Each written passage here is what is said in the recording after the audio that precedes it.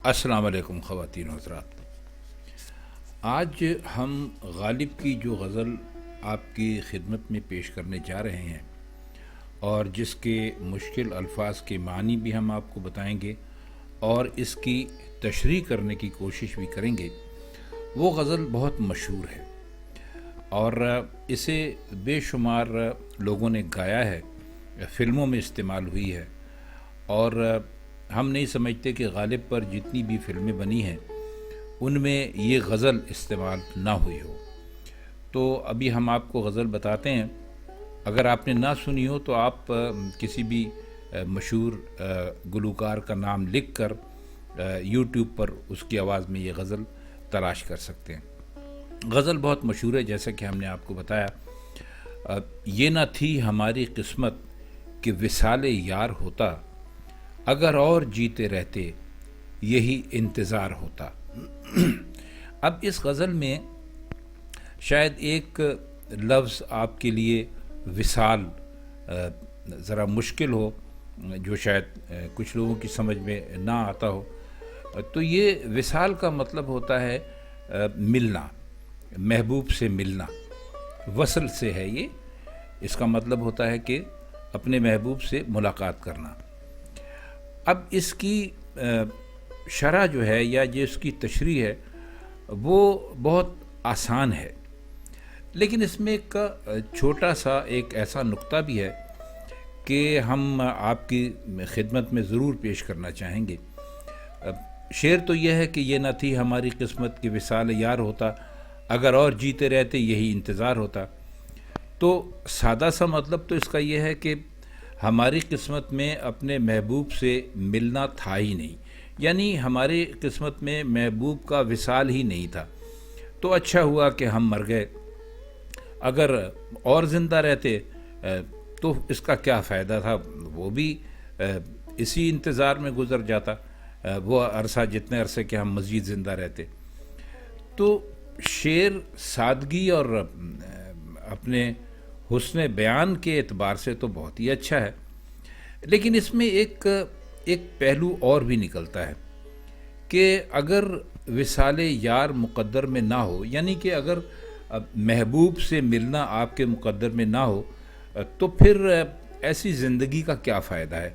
गालिब ये कहते हैं कि ऐसी ज़िंदगी से तो फिर मौत ही बेहतर है।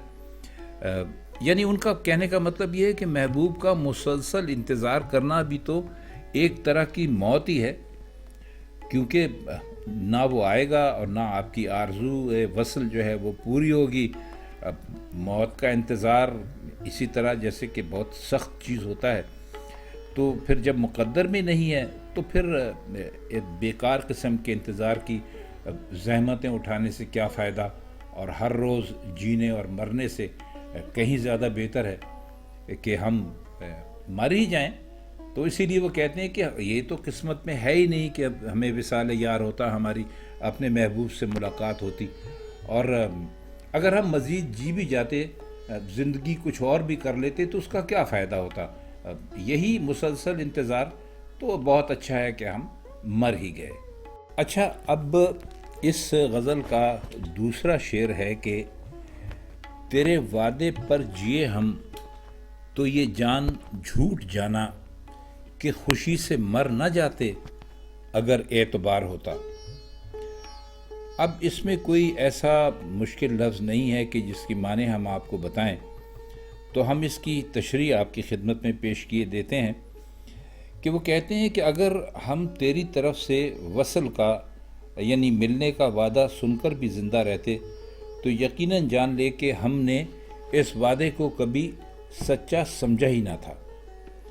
अगर सच्चा समझ लेते और इस पर हमें एतबार होता तो हमें तो इतनी खुशी होती कि हम खुशी से ही अपनी जान दे देते, यानी उसी वक्त हम मर जाते, क्योंकि एक आशिक के लिए महबूब के मिलने के वादे से बढ़कर खुशी की तो और कोई चीज़ हो नहीं सकती। और ये भी मालूम है कि लोग जिस तरह बहुत ज़्यादा गम बर्दाश्त नहीं करते और मर जाते हैं, इसी तरह ऐसा भी सुनने में आता है कि लोगों को अचानक इंतहाई खुशी की खबर पहुंची और वो خوشی سے یعنی آپے سے باہر ہو گئے یا مر گئے یا پاگل ہو گئے. تو مرزا کہتے ہیں کہ محبوب نے وعدہ وصل کیا تھا، اس میں کوئی شک نہیں ہے، اور لیکن سچ بات تو یہ ہے کہ ہمیں اس پر اعتبار نہیں تھا. تو اگر ہمیں اس پر اعتبار ہوتا تو یہ خوشی تو ہمارے یعنی ضبط سے بڑھ کر ہوتی اور اس کا نتیجہ موت ہی ہو سکتا تھا. تو چونکہ اصل وعدے کو جھوٹ سمجھا اس لیے خوشی نہ ہوئی اور ہم زندہ رہے. یعنی کتنی خوبصورت بات کی ہے کہ تو نے جو ہم سے وعدہ کیا تھا وہ جھوٹا تھا، تو ہم نے بھی اس کو جھوٹ ہی سمجھا تھا کہ اگر سچا ہوتا تو ہم صرف یعنی وعدے کا سنتے ہی مر نہ جاتے. لیکن محبوب یہ وعدہ کرے کہ میں تمہیں ملوں گا اور پھر وہ نہ ملے، تو یہ کچھ فطری حالات سے مطابقت نہیں رکھتا.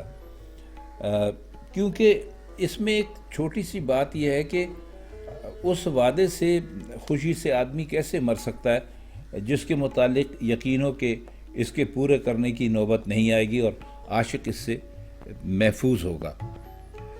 تو یہ کہہ سکتے ہیں کہ وہ خوشی نہ ہوئی کہ جس کی زیادتی عاشق کو مار دیتی. لیکن چونکہ غالب نے کہا ہے تو اس کا اکثر و بیشتر تو وہی معنی نکالے جاتے ہیں جو ہم نے پہلے آپ کی خدمت میں عرض کیے. تو آپ پھر اس شعر کو یوں ہی سمجھیں کہ میرے محبوب تم جو مجھ سے وعدہ کر رہے ہو، جو تم مجھ سے وعدہ کر کے گئے ہو، تم یقین کرو کہ میں نے اس وعدے پر اعتبار نہیں کیا، کیونکہ اگر مجھے اعتبار ہوتا تو میں اسی وقت خوشی سے مر جاتا.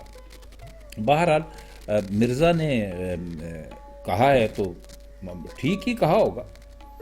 اچھا، اس کا اگلا شعر ہے کہ تیری نازکی سے جانا کہ بندھا تھا عہد بودا، کبھی تو نہ توڑ سکتا اگر استوار ہوتا.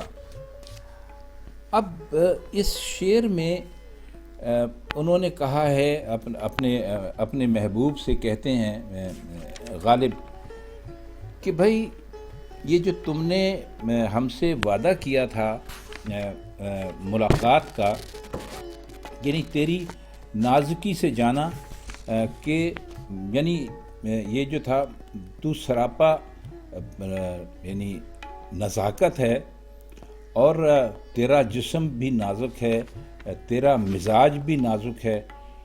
اس حالت میں جو وعدہ کیا جاتا ہے وہ بہرحال نازک اور کمزور ہی ہو سکتا ہے. اگر وہ وعدہ مضبوط اور محکم ہوتا تو تجھ جیسا جو پیکر نزاکت ہے وہ اس کو کبھی توڑ نہ سکتا. عہد بودا یعنی ایک کچا وعدہ، ایک ایسا وعدہ جو کہ پورا نہ ہو سکے.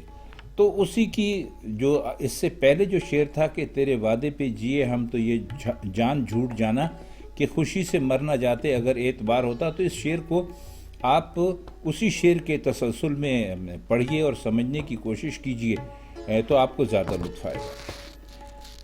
اچھا، اب اگلا شعر اس غزل کا ہے کہ کوئی میرے دل سے پوچھے تیرے تیر نیم کش کو، یہ خلش کہاں سے ہوتی جو جگر کے پار ہوتا. اب اس میں ایک دو لفظ ایسے ہیں کہ جن کے ہم آپ کو معنی بتائے دیتے ہیں.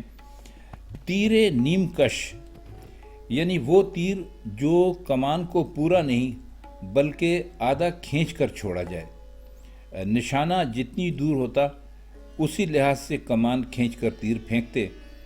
اگر نشانہ بہت قریب ہوتا تو کمان کھینچنے پر پورا زور صرف نہ کیا جاتا.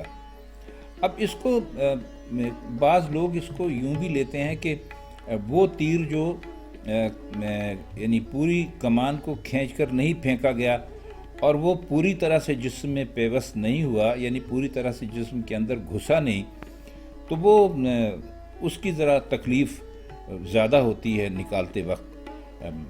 تو آدھا تیر اندر ہے اور آدھا باہر ہے، یعنی ایک مسلسل کیفیت ہے تکلیف کی. تو بہرحال اس کو ہم اسی کو زیادہ درست سمجھیں گے کہ جو وہ تیر جو کمان کو پورا نہیں بلکہ آدھا کھینچ کر چھوڑا جائے اس کو تیر نیم کش کہتے ہیں۔ نیم مطلب ہے آدھا اور کش کھینچنا، تو یعنی وہ کمان جو پوری طرح کھینچ کر تیر نہ مارا جائے وہ ہے۔ اچھا، اس میں دوسرا لفظ ہے خلش۔ خلش آسان ہے، آپ میں سے بہت ساروں کو اس کا مطلب پتہ بھی ہوگا۔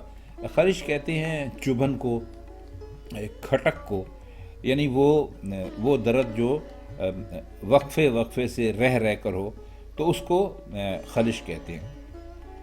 اب اس کی تشریح ہم یوں کرنے کی کوشش کریں گے یا یوں سمجھنے کی بھی کوشش کریں گے کہ وہ کہتے ہیں کہ اے میرے محبوب، تو نے کمان آدھی کھینچ کر تیر پھینکا، وہ ہمارے جگر میں پیوست ہو گیا۔ اصل میں یہ جگر میں پیوست ہونا یا دل میں پیوست ہونا یہ ایک استعارے ہیں، یعنی ظاہر ہے کہ محبت کا اگر کوئی تیر چلایا جائے تو وہ دل میں لگتا ہے، تو اب اس کو جگر بھی اس کو استعمال کر لیتے ہیں اس کی جگہ پہ، تو وہ اس لیے انہوں نے کہا کہ وہ ہمارے جگر میں پیوست ہو گیا۔ چونکہ اس پر زور کم لگا تھا اس لیے وہ جگر کو کھینچ کر باہر نہ نکل سکا، بیچ ہی میں اٹکا رہ گیا۔ یعنی جیسے کہ ہم نے آپ کو پہلے بھی بتایا تھا کہ وہ زور سے تیر نہیں پھینکا گیا تھا، تو وہ بیچ میں ہی اٹکا رہ گیا۔ یا تو یہ ہوتا کہ وہ اتنے زور سے لگتا کہ وہ جگر کے پار ہو جاتا، مر تو جاتے یا تکلیف بھی ہوتی، تو لیکن وہ ایسی نہیں ہوتی۔ اب وہ چونکہ کم طاقت سے پھینکا گیا تھا تو اس نے وہ جگر میں جا کر اٹک گیا، اور اس کی خلش جو ہے، اس کی جو کھٹک ہے، اس کی جو چبھن ہے، اس نے دل کو ایسا مزہ دیا کہ بیان نہیں ہو سکتا۔ اب یہ جو ہے مزہ لینے والی بات یہ ہے کہ عموماً کہا جاتا ہے کہ آپ کا محبوب آپ کو جتنا زیادہ تنگ کرے، جو سچا عاشق ہوتا ہے اس کے خیال میں وہ اس سے بھی لطف لیتا ہے، یعنی محبوب کے تنگ کرنے سے۔ تو محبوب نے تیر ایسا چلایا کہ جو کہ مرزا کے جگر میں جا کے اٹک گیا، یعنی وہ پار نہیں ہو سکا۔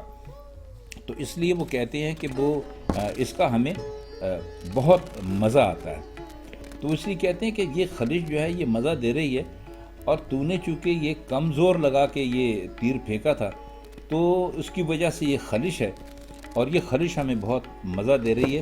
اگر تو زور لگا کے یہ تیر پھینکتا اور ہمارے جگر کے پار ہو جاتا تو پھر ہمیں جو یہ درد ہے اور یہ جو تکلیف ہے یہ تو پھر ہم اس سے محروم رہ جاتے۔ تو پھر وہ یہ بھی کہتے ہیں کہ بھائی عاشق کے لیے تو مزہ اسی کھٹک میں ہے، تو کوئی میرے دل سے پوچھے کا جملہ جو ہے اس کا مطلب یہ کیفیت ہی بتانا ہے۔ تو ہمارے خیال میں ہم نے اس شعر کی خاصی تشریح کر دی ہے، آپ کی سمجھ میں ضرور آ گئی ہوگی۔ اب جو اس کا اگلا شعر ہم آپ کی خدمت میں پیش کر رہے ہیں خواتین و حضرات، یہ شعر بھی اس قدر مشہور ہے کہ اب یہ بھی محاورتاً استعمال ہونے لگا ہے۔ اصل میں اچھا شاعر وہی ہوتا ہے کہ جس کی شاعری سے لوگ مزہ لیں اور وہ بالکل عام لوگوں میں مشہور ہو جائے۔ جیسے فراز کا شعر ہے کہ دوست ہوتا نہیں ہر ہاتھ ملانے والا، اور ایسے بہت ساری مثالیں دی جا سکتی ہیں۔ تو یہ شعر یہ ہے کہ یہ کہاں کی دوستی ہے کہ بنے ہیں دوست ناسے، کوئی چارہ ساز ہوتا کوئی غم گسار ہوتا۔